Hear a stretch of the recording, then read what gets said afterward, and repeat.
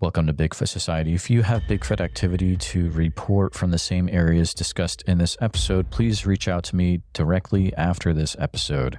And if you'd like to be on the podcast to discuss a personal Bigfoot encounter, please reach out to me directly at bigfootsociety@gmail.com. Do you wish there was more Bigfoot Society to listen to every week? Well, there is now. If you become a supporting member over at Patreon, you get a special members-only episode every single week on Wednesdays, and sometimes even more episodes. Head on over to patreon.com/the Bigfoot Society. And now let's get on with the show. All right, Bigfoot Society, I've got the privilege of talking to Shelly today. Shelly's an individual that reached out to me through my TikTok account for Bigfoot Society with some interesting things that she had experienced down there in Southern Illinois. So Shelly, welcome to the show. How are you doing today? I'm doing great. How are you? I'm doing great too. I'm just having a nice day, you know, talking to different people and looking at Bigfoot stuff. I mean, you can't get any better than that. So you have a really interesting thing that you're going to share, because on the podcast yet, we haven't had a lot of people come forward about this particular area. We were talking just a few minutes ago that there's a lot of things that get reported about this area, but on this particular podcast, not a ton yet. So maybe that'll change after this. But, you know, Shelly, before we get started, is there anything that listeners would also need to know about you before we get going? I'm a hiker. I started actually running trails at a very early age, about high school.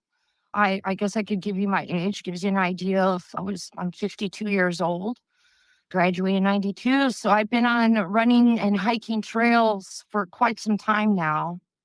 And I'm an artist and an avid traveler. Fantastic. Shelly, I'm going to go ahead and I'm going to give things over to you. Feel free to take us back as far back as we need to go to when things first started happening for you regarding this subject. Well, I had this goal of camping and hiking in a national forest. I was trying to get to a different forest each weekend. And the first forest I chose to travel to with a friend was the Shawnee National Forest. And I chose this particular spot, Garden of the Gods. You know, I drove down from Indiana, Northwest Indiana, and we got our last camping spot. There's only 12 camp spots there at Farrell's Campground, which is about a half mile from the hiking area of Garden of the Gods. The Garden of the Gods takes the lower portion of Illinois going into Missouri. It's a pretty large national forest, extremely beautiful. Garden of the Gods is an amazing, interesting area. It used to be the bottom of a lake bed. And so the cave system and the bedrock, I mean, just think of like the Flintstones if you were to go there. All this type of bedrock that you can walk out on and hike along. And, it's just absolutely gorgeous. So this is August 24th of 2015. That we had traveled down there to camp. We went and hiked the Garden of the Gods. You know, it took some hours to get through. It's just absolutely beautiful. Watched the sunset. Then we walked back to our camp spot, had dinner. And as night fell, you know, I'm a curiosity adventure type of person, and was like, well, let's go stargaze. On Garden of the Gods area. So we decide to do that. And so we walk, and it's dark. It's dark. And I'm going to say that this is probably about after 10 o'clock when we head down the road and back into the hiking area of Garden of the Gods from Farrell's Campground. And so we were, you know, on this bedrock, stargazing. It's just absolutely beautiful. You can see the Milky Way. And we were there for well over an hour. Then we decided to walk to the parking lot. So we made our way through the forest, on the trail, marked trail, of course. And we, found ourselves, spit out into the parking lot, and we're stargazing. And I don't know, this kind of crossed the lines, I guess, on some levels, but we saw some things in the sky that had caught our interest pretty quickly. And I don't know if I could really even venture into that subject, but they were definitively unidentified flying objects. So we're watching this, and for at least 45 minutes. And I, my friend turns to me, and this is pitch black. There's no street lamps here. There's no one around. She turns to me, my friend, and says, "Let's go." And her voice is kind of quivering a bit. And I looked at her, and I kind of like to push things a little bit. And I was like, "Yeah, let's stay," because I'm watching basically this in the sky, and which would be 6 aircraft. And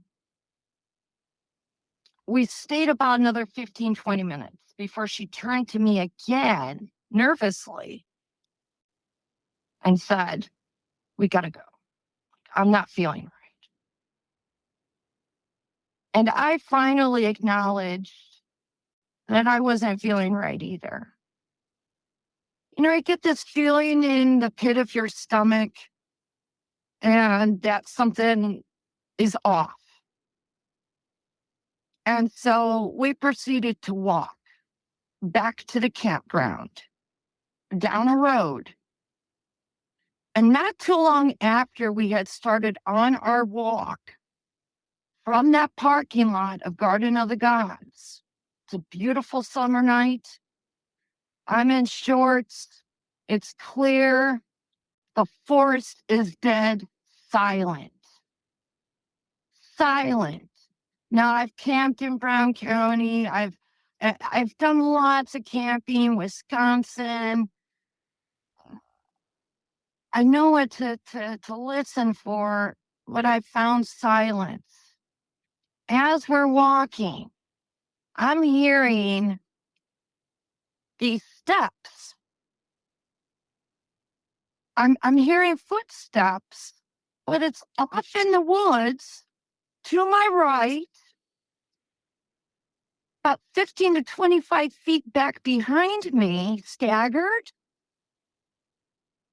I'm hearing footsteps. I'm listening and I'm gauging this, and every sense in my body is on fire. I'm listening to this, and once I heard a branch break, like snap, I stopped. I'm flashing my light into the woods. I'm yelling out, "Who's there? Who is there?" These footsteps had stopped when we had stopped. Oh, my gut. Everything in me is saying run, but you don't run. We started up again, walking very quickly, very, very quickly. And again, I'm hearing the footsteps, and I'm hearing again a branch break. Stop again. It stopped. Now, what's bothering me here is when I stop, whatever this bipedal is, and no doubt, because I turned to her and said, "This is bipedal." Now, I want you to understand at that time, I'm just scared. I'm not thinking about what it could be. I understand that it's not a bear. I've seen bear on horseback in the Smoky Mountains. This wasn't bear. This wasn't. There's no other animals in the Shawnee Forest. There's very rarely a bear there. But again, I'm not. All I know is that what I'm hearing is I feel like I'm being tracked. I'm being followed. And we had made, it followed us at least for a good half mile. Now, I didn't smell anything. I didn't hear any grunts. There were no other sounds but of those footsteps, branches breaking. As far as I know, if a branch is breaking, that's something enough to put weight and snap. And whatever it was, there was weight to it for these branches to be snapping. And I also need to add that this area, this national forest, is untouched. These woods and these limestone formations that come up out of the ground is not anything that you or I could just walk through. This is thick. When I was shining my flashlight into those woods, all I saw was foliage and just black. Whatever had been following us was consciously stopping as I was stopping. And what bothered me was it knew that I knew it was there. Like, I'm flashing my light off into the woods, yet it still picked up after we had stopped. It wasn't like I've been challenged by deer on the trail, meaning deer stomping and snorting at me. You know, this is my territory. I've seen fox. I've seen turkey. I've hiked all up in the northern part of the dunes of Lake Michigan, Cowles Bog. I've hiked the Hoosier National. I was hiking the Hoosier National Forest the next weekend and growled by a coyote in the dark. But again, yet to this day, I've never had anything like that ever happen again. And I've hiked a lot of miles. I used to run 8 miles every other day on trails. I've never had anything like this ever happen again. It stopped right when we got to our campsite, which is really the very first campsite to that loop. So this half-mile walk, we're being followed, kind of stopped by the entrance. Nothing but woods in front of us. All these campsites are on a loop, so we're all back to back to back. And mind you, 12 rustic. Everybody's asleep. This is 12:45 at night that this had happened. I never felt right at my campsite either. I never felt, quote unquote, like safe, so to speak. She had went to bed. I had stayed up. I'm watching everything in the sky. I'm stargazing. I went and changed clothes in my car. My car somehow relocked itself. I don't know. And this thought kept coming through my head. You could disappear and nobody would know. I got into that tent so fast. This experience has stuck with me for many years. It's been over 9 years now. And I only within recent, really, after some research. And of course, there's a Sasquatch statue outside our campground. So, I mean, this kind of adds like a little bit of woe to it, like a little preemptive. I mean, we were taking pictures with Sassy the Sasquatch statue outside Garden of the Gods. We acted like we were being chased. I mean, I had no idea. When I selected this area, I didn't know what I was getting into. Now, we went and hiked another section of the Shawnee.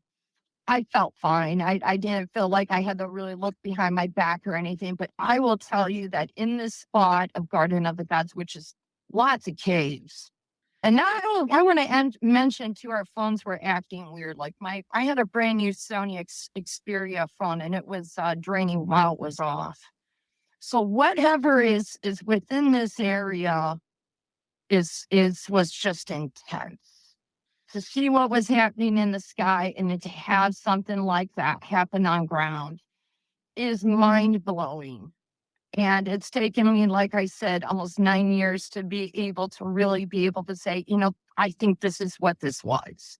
I'm not one to jump to conclusions. Even then, her and I were like, what happened? Like, what was that? Well, no doubt was bipedal. I had taken anthropology in college and had studied the apes at Brookfield Zoo. I'd written a long paper studying the whole troop and the silverback and everything. And I mean, I just have such an interest in that. And when this happened in the forest, my brain just immediately went bipedal. There's a predator around. There's no sounds coming from the forest, no crickets, no nothing. Sure, we could probably go maybe, two girls, two women, young women, I think I was probably about 38, 39 when this happened, by themselves, probably being followed by some man in the woods. And sure, I mean, you think, well, but the fluidity that these footsteps were following her and and mind you, I'm like 5'7", and at that time, probably like 115 pounds. She's like 5'4", very petite. We're both petite women. I felt threatened. I mean, to be followed like that in the woods, footsteps, pitch black, stop when you stop, start when you start. I'm the daughter of a combat Vietnam veteran, and one thing comes to mind is I'm being tracked. And that's what my dad would have told me. That's what my brain went. And I was on guard. I couldn't turn my back. I kept flashing my light out, letting it know that I knew it was there. It knew I knew. Whatever it was definitely not scared. I've had deer run off. I've seen fox run off with its kid. I've had pack of turkey run off from me. The following weekend, I was looking for wood in the pitch black in the Hoosier National Forest. I had a growl happen. That was no doubt a coyote. We heard a wild boar outside our campsite in Hoosier National Forest. Never. Footsteps, bipedal sounds. No, never happened again.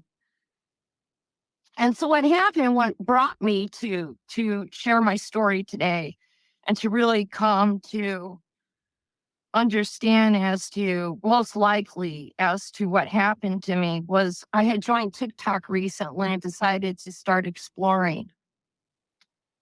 And it was this podcast that I came across and started listening to.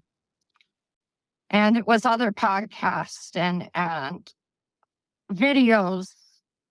And then I started researching. And I thought, I think there's really only one answer here as to what happened. And I had a close friend from Bean Blossom, that had shared some things with me that were really intimate. And I told her my story. I said, I think I actually was followed by a Bigfoot. I actually think this happened in the Shawnee National Forest this night. And I proceeded to share my story with her, which my mom and dad had never even heard me talk about this. I'm very close. Even my husband, I've never shared the story with him until recent. So I told my friend that lives in Bean Blossom, and she called me up immediately and said, I've got something for you. And I've actually lost friends because of this. She told me about what had happened to her in Bean Blossom, which is southern Indiana. And that's where I'm at in Lafayette, about an hour and a half from me. And she was living on a horse farm. And she had been out partying one night, drinking at a bar, and came home, 3:30 a.m. and said, you know what, I'm not going to make it down to these horses at 5 a.m. I'm just going to go take care of this now, her chores. Walked down this trail, and what she saw was a hairy arm, ducking into a tree, like passed into a tree to hide. And she said, Shelly, I know for a fact I saw a juvenile Bigfoot. which explained a lot of things that have been happening around on the horse farm, such as 300-gallon horse troughs were coming up empty with water. And we know horses don't chug water. She was hearing yells and screeches at night. She said that were odd. But now that after she had seen what she had seen, it all made sense to her, she said. Very massive big horse farm in Bean Blossom. I know a footprint came out of Bean Blossom just about 5-6 weeks ago on X and TikTok, a good mud print. So she shared that with me, and I shared my story. And I recently have traveled to 2 hot areas, Manitou Springs, Pikes Peak area. I was in Colorado. And then I just spent 3-4 days in Shelter Cove, Humboldt County in California over Christmas. So it's been fascinating to be able to talk about my story within recent, for my friend to open up about her story, and then to travel by accident, mind you, to these areas that seem to be big hotbeds for Sasquatch. I mean, there's stores. I mean, you really can't go into a shop without seeing a Sasquatch mug. But there are stories too. And I did talk to a gentleman who shared a story that had come out. He had come out of Michigan in Manitou Springs. So there are people out there that do believe it has become a really big topic. I think with the advent of technology here, we're able to record sounds, we're able to find the DNA. I know as of recent, if we're all following all the research ourselves, that orangutan DNA has come out of Vancouver Island. I myself just visited the Discovery Museum, Bigfoot Museum in Santa Cruz, California. Saw quite a few casts, talked to the owner of that museum who's going to be retiring. All those Bigfoot casts are being sent up to, I think it's Washington. So, when we look at things, and I looked at the area, and I thought, after some research and after reading a couple of people that have reported their sightings or experiences were very similar to mine. And that really then led me to really think also that, I'm not the only one here.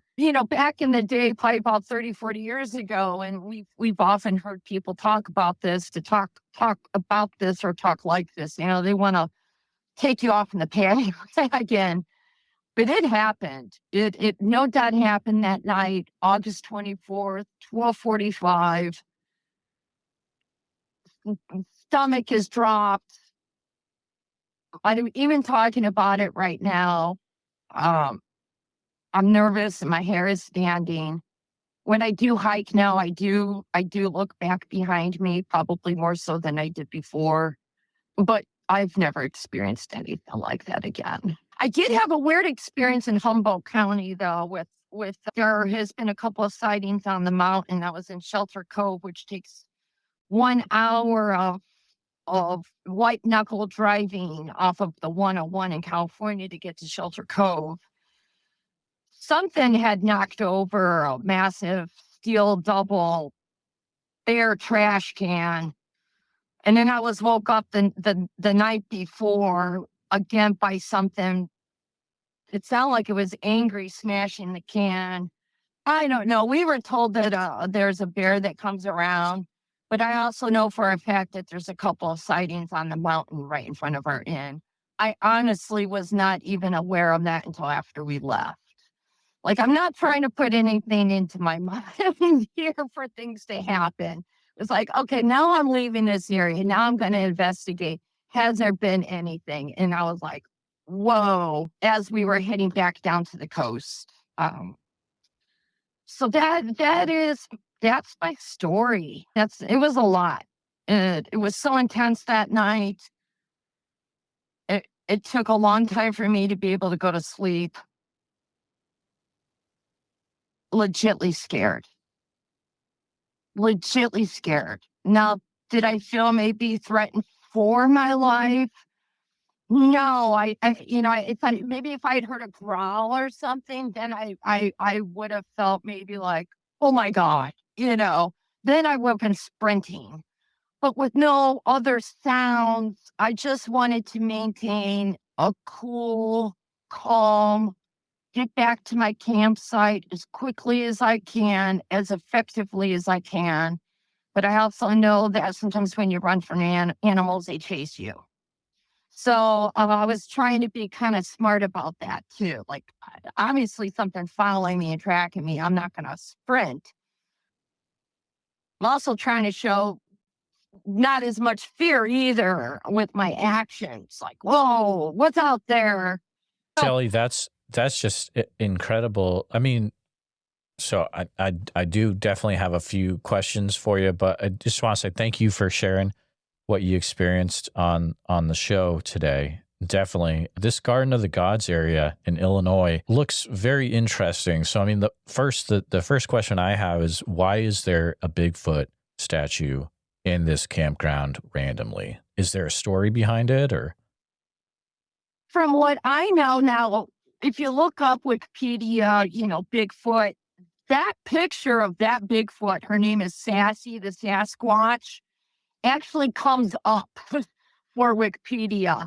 Now, the people that own some cabins nearby Farrell's campground erected Sassy the Sasquatch. And that has become a popular spot in itself to visit the statue. But those people that own that have not said exactly why they decided it would be a Sasquatch. I don't know if it was out of humor or being that they live in that area that they're aware of things themselves. I have researched that, and that's what I've come up with altogether than me going there and asking them personally, why, what was it? Why have you erected this? And because it was a big deal to even install it. So these people definitely went out of their way to install this statue and was looking for one. So that is interesting, and and then after our experience, it just makes you scratch your head and go, okay, there's a statue outside this campground. I had this happen to me in not the campground, but in half mile outside the campground, but followed us back to. Whoa, whoa! It was almost like a little preemptive. I don't know. I try not to manifest things, but wow. I I didn't mean for that to happen. We were being funny and taking pictures, but and again, this is 2015. I have been interested in Bigfoot since I was a young girl. I mean, I remember being in elementary school and getting the book out of the library and looking at the Peterson photograph, which amazingly recently has been really digitized beautifully. And if you look at that now, wow. I mean, it is clear as day that she has breasts, that this was a female walking. And so all I could think of is such an area with all these caves. I mean, there was a big cave right by our campground below us. There's so many, it's a kind of a no-brainer. It's desolate, it's thickly forested, hardly anybody around. There's water. And from my research too, because obviously now I've really just become so interested in all of this, is that they're around in areas where there's water, and that's the Pacific Northwest, that's Colorado, and Shawnee, and that, lots of rivers and that going through that forest. And so wherever there's enough food, well, national forest, obviously, there's a food source, there's a water source. So I think it's very realistic, absolutely. And from what happened with me, that area is hot. And I mean, even within the past couple of years, there's been a report that was very similar to mine. And I have reported mine officially as well too. I've officially reported that happened and the date and time. And That's fantastic. I'm looking at a picture of Sassy right now, and I have actually seen pictures with this Bigfoot a lot over the years. I just didn't know what it was. But yeah, I'm definitely going to reach out to the owners of these cabins in the area. sure. And that might be an interesting lead that comes from that. But, something else I want to ask you, which you kind of just maybe answered in a way, is after this happened, did you kind of start doing your own research to see if other people had experienced weird things in this area as well? Well, at the time, I think I was more interested in what happened visually with the sky, so I sort of researched about that. And I think I kind of did, and then it's almost like I put it on the back burner. Throughout the years, off and on, I've kind of gotten on YouTube and looked at Bigfoot videos or listened, to the calls and tried to be like correlate my incident with someone else's. It's almost like you're in a support group and you're all trying to share your stories because they're so unique and you know what happened with you, or you know what this happened with me, and so I have started to research off and on throughout the past like 9 years, but more so within the past like 2 months. I finally said, you know what, I'm old enough now. I'm just going to tell my story. Mm. I have nothing to lose. I think it's important. I'm a stats person. I actually studied stats in college. I think numbers are important. I think that with the coming out and sharing what had happened helps to place my incident, and maybe others will come forward with their incidents as well. And then with that data, we can start to make concrete decisions as to how hot or not that area would be.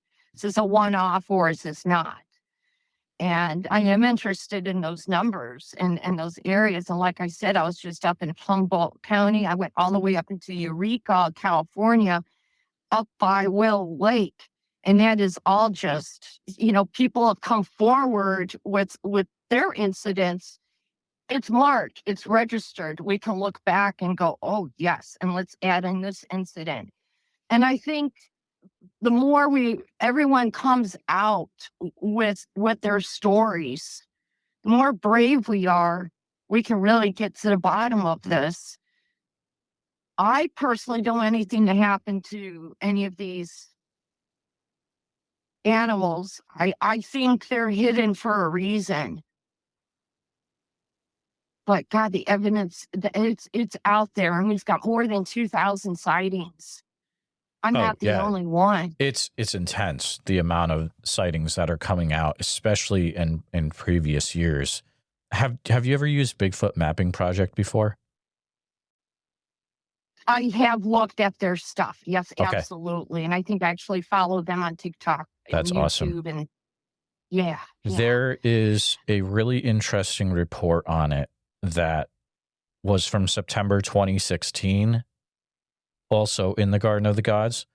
I think I saw that You report. saw that one where they were camping on a bluff overhang, and then they heard whoops and chatter, and they also found footprints as well.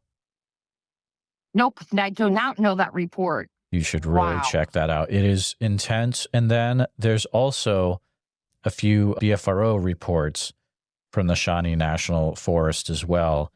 There are things such as potential sightings with a thermal imager, where it's kind of doing a peekaboo back and forth behind a tree. There's also another one where it says there was a nighttime sighting by 2 witnesses. And these are to do, I believe they're to do with BFRO, people on BFRO expeditions as well. But I mean, that alone tells me that, yeah, that's a great hunch that you have, that you're not the only one that's been having issues in this area.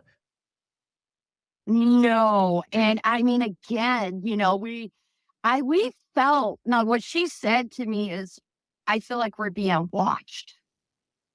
My friend said to me, I feel like we're being watched.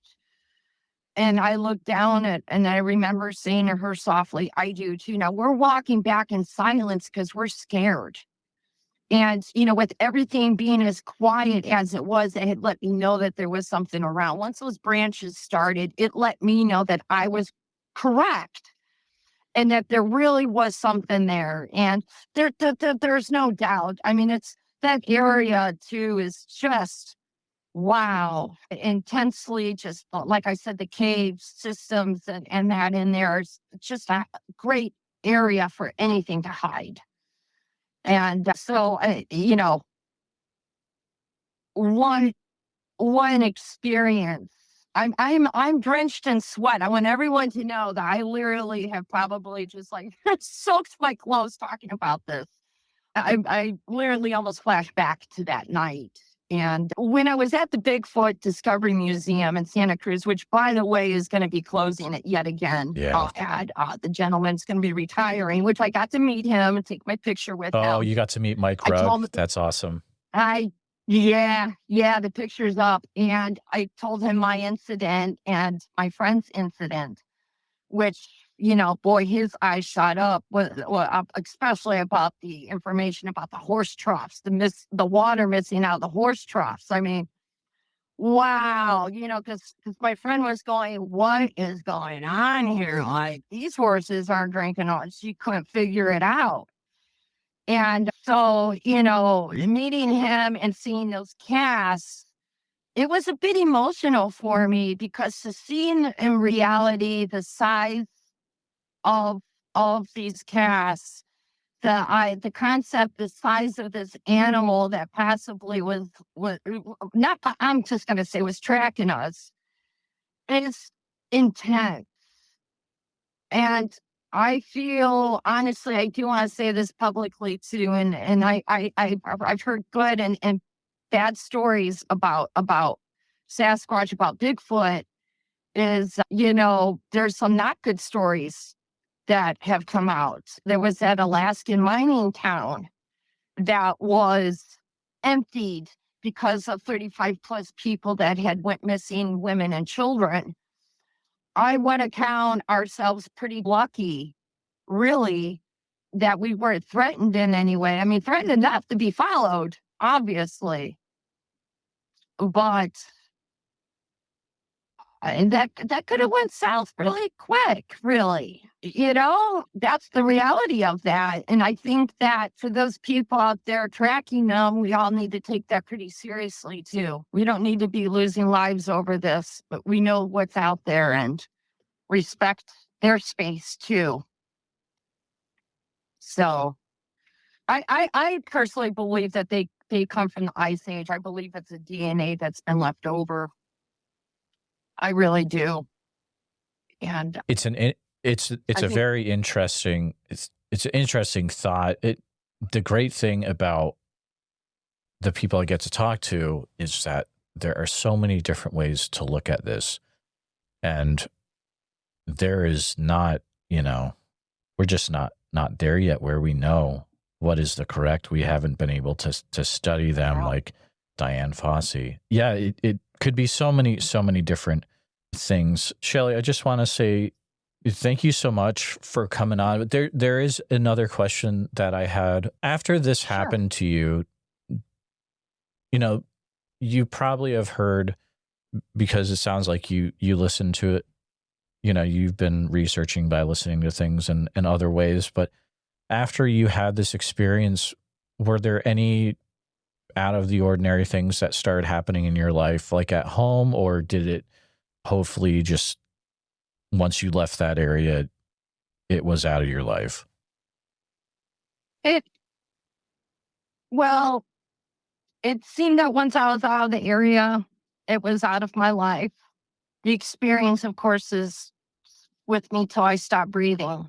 But as for what I had sighted in the sky, I've seen more after that, UFOs. So that hasn't stopped. I haven't seen anything as close as I did in the Shawnee. That was intense. And he must understand too that it took me 9 years to come to grips.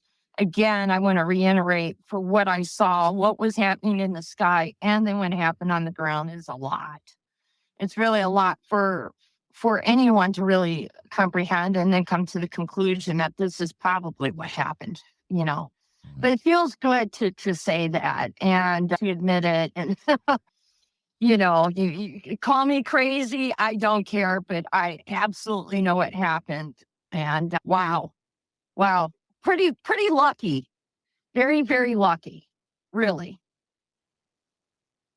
And also one experience for anything like again, I wasn't looking for it, just happened to happen. Usually that's what it does happen, but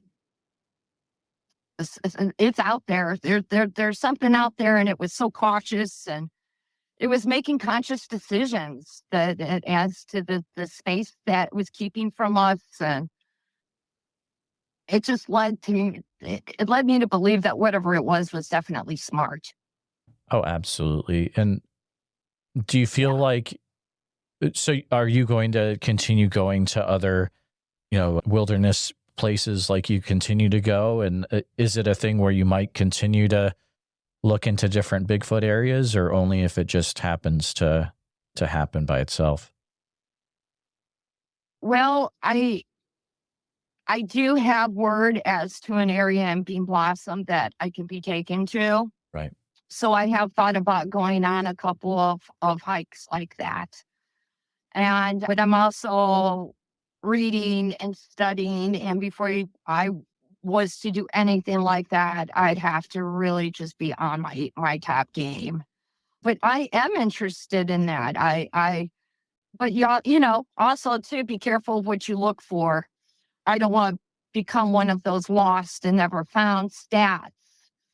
And from what I understand, that, there's a certain boundary here that we cross or don't cross. And so I do have the opportunity to go into an area that is considered hot in southern Indiana. And I am thinking about it. Now, what my last trip here up in the Colorado and California, that was all kind of accidental, but maybe it wasn't psychologically. Hmm. Right. We were very interested in the Pacific Northwest anyway. But boy, those redwoods, I mean, I don't blame Sasquatch for wanting to hang out those redwoods. It's amazingly gorgeous there. Absolutely. Um, Just wait until you get up to Oregon, maybe someday. we will. We will. Good. We're wanting to get up around the sequoias, and I want to go to Willow Lake and obviously check out that museum.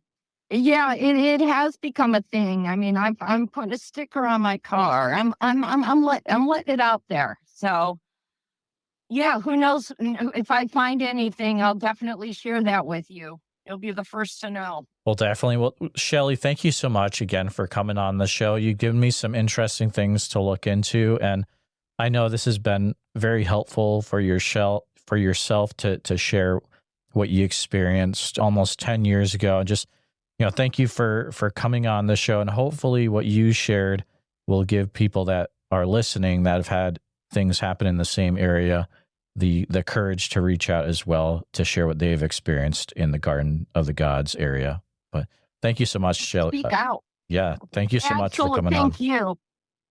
You're welcome. Thank you. So Oh, I'll go okay. ahead and I'll start recording. So this is Harold Benny. We talked to him about a year ago. We had a really good conversation about Honabi, Oklahoma, and a few other things. You have a few degrees in zoology, a lifelong Bigfoot or enthusiast researcher. But I was calling real quick because I saw your name on a BFRO report about the Shawnee National Forest. And so I'm curious, did you have any thoughts about Bigfoot in the Shawnee National Forest or Garden of the Gods specifically? Well, I've been a speaker twice at the Murfreesboro celebration they have with about the big mighty monster down there, and there's another one this year, but I don't have the date yet. Anyway, I read the story of the Big Muddy Monster in a publication that let's see, the publication that used to be put out by the conservation department, Mm-hmm. but they quit putting it out. But they ran a nice article, with a little bit of depth to it, about the Big Muddy Monster. Big Muddy Monster occurred down there, was seen by several people over about a week's time in 73. I think it was about the 20th of June in 73. And anyway, was real curious. I wondered, well, if that really had been something that went on down there. And so I started spending a lot of time down there, and I took some people down there to help me out. And actually, one of the persons I took down there was a young guy, and he had a short sighting on a trail area down there that I got special permission to use. And another person in the party also saw something, but he really didn't see it long enough to identify it. So with all the time I've spent down there, I'm pretty sure there is something, or more than one something down in that area, and it has been down there for quite a while. And I've looked through different areas down in the Shawnee, and yeah, I've seen some things, but some of them I really couldn't identify. And my feeling, there definitely is something going on down there in the area south of where I was down there, and there's definitely something going on. There's no doubt about it that there's something in there. Now, I haven't been able, the last couple of years, haven't spent as much time as I'd like to. Sure. Down there, and I haven't had any more people or any more personal sightings down there. But there's a lot of people that have some stories. I met one lady down there through one of my friends that lives down there, and she actually has a plaster cast footprint that her dad took years ago back in the 70s. And it was kind of the situation and the proof that she got. You just can't get much better. It seems there was a teenage couple that saw an animal, big furry animal, and they were down around Gorham, and they saw it real close, and the word got out. And this woman's mother worked, I believe it was at a nursing home. She worked the night shift, and she was driving home through this area where this sighting had occurred just pretty early in the morning when she got off. I don't know if it was 7 or whatever. And she saw this big furry bipedal animal. She saw it down there walking along the road. So she got home and she told her grandkids, and she told her son what she saw. And her son grabbed up all the plaster and similar products that he had and went down there, and sure enough, he found a string of tracks, and he made a cast, and his daughter there still has the cast, and she takes it to grade schools, and it's something she's pretty proud of. And I went down and I saw it, and somewhere around I've got some pictures of it. And matter of fact, I saw it again 2 summers ago when they had the Big Muddy Monster Festival down there. We had the speakers in the movie theater down there, and she brought the cast down there, and everybody that came in to listen to the speakers had a chance to look at the cast that came from down around Gorham, and she adds quite a bit to it. That is fascinating, Harold. So Shawnee National Forest goes pretty much across the bottom of southern Illinois, correct? Yeah, it's one of those, like a lot of forests in a lot of states. It's got a lot of patches of ground that are in the middle of it or on the edges of it, and that are under private ownership. But for the most part, it goes across southern Illinois. And in most places, you can tell where the boundaries are, and it's park areas, like I said, like that are kind of hard because they are kind of spotty. So you kind of have to watch. Sure. where you're going. So you don't want to trespass on anybody. That just make everybody upset. Oh, absolutely. And have you heard anything specifically from over the years from the Garden of the Gods or Eastern, like the Shawnee National Forest on the eastern side of Illinois down the corner? Okay, well, the Garden of the Gods, when I first saw the Garden of the Gods, it was one of the young girls that I met on one of the trips. Actually, it was that trip to Honolulu that we talked about last time. That's where I met her, I think. And she showed me Gardens of the Gods. I had never seen it. This was way back. This was like 18 years ago.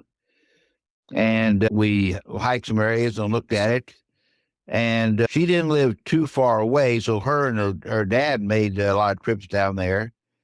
And they made one of their early trips. They went down and they did some knocking and tried some yells and stuff. And they went down once in November and parked the car there. And actually, it was at Indian Point, I think it's called, that was right next to Garden of the Gods. And they got their response was they heard frog croak. But the same night, they also saw eye shine, and something came up and left some kind of prints on their cars too. It was real unusual. So they had a pretty good experience there. We were down there that time, and we took one day and went to Garden of the Gods, and we went. I think it's like west of the rocks, basically, where they've got a big trail and a big hiking area. And there was maybe 6 of us guys, and they were pretty much all BFRO investigators. And one of them saw something he thought was a Bigfoot way back there in the brush. And we saw, well, some tracks back in there, and definitely something using that area. So it's pretty active. And now there's a little place where you make your northern turn off of Carver Ridge Trail or Carver Ridge Road, I think they call it. And when you turn to go to Garden of the Gods, there's I don't know if they call it an outpost or whatever, but it's an ice cream shop, and they've got all kind of Southern Illinois souvenirs and a pretty good collection of Bigfoot souvenirs and stuff right there. So it's a real nice little place to stop. And if instead of turning north, if you turn south at that same point, you can get down into some real brushy areas. I've been down there a few times, but it's so hairy and kind of spooky. I don't know if I'd want to spend a lot of time down there at night. I mean, it's some really rough areas. But they tell me that supposedly there was some geological activity or something down there, thousands of years ago, and it's kind of a little valley, and the road runs around the edges of this valley, and it'd be a really great place to spend a lot of time. There's just a lot of places down in Shawnee that you can spend a lot of time looking for any kind of animal that you chose to. It's a really good area down in through there. Harold, thank you this information is invaluable. And I'm sure that someone listening in that area might be able to make some good use of it. But I really appreciate you spending a few minutes of your time and letting us know what happened a few years earlier in the same area. Okay, that's great. It's a real good spot. It's well worth the trip down there. And like I said, most years I spend a lot of time down there. But last year, I think we did 4 different, like Bigfoot conferences or whatever. And we're pretty busy. It took up a lot of our time where normally we'd be out in the fields. But anyway, I'm good to talk to you again. Yes, sir. And that'd be great. Thanks a lot. You too, sir. And bye-bye. Just want to take a few minutes to say thank you to you, all my listeners, for listening to the podcast. Please take a minute to help out the show by subscribing on YouTube, making sure you hit the bell so you don't miss any notifications, and share the episode on YouTube with a friend. Also, if you're listening to us on a podcast, thank you so much. Make sure that you're subscribed, share the show with a friend. Really, it's all about sharing the show wherever you can. If you've had a Bigfoot encounter related to the following or know someone who has, please reach out to me at bigfootsociety@gmail.com or pass on my email. Here's the list. Number 1, encounters from Franklin County, Texas. Number 2, encounters from the entire state of Iowa. Number 3, encounters from Oak Ridge, Oregon, or the surrounding area. Number 4, any individuals that know about Bigfoot being flown off after the Mount St. Helens eruption. Number 5, individuals that have had a Bigfoot encounter while in the military. Number 6, those that have had a Bigfoot encounter in the southern New Hampshire or north central Massachusetts area, including Franklin County, Massachusetts. Number 7, individuals that have had a Bigfoot encounter in a Bible camp or Boy Scout camp setting. Number 8, individuals that have had Bigfoot try to enter their house forcibly while they were living inside. Number 9, individuals that have actively have a Bigfoot living on their property. And lastly, any sightings that are in the Ouachita National Forest area of Oklahoma or Arkansas.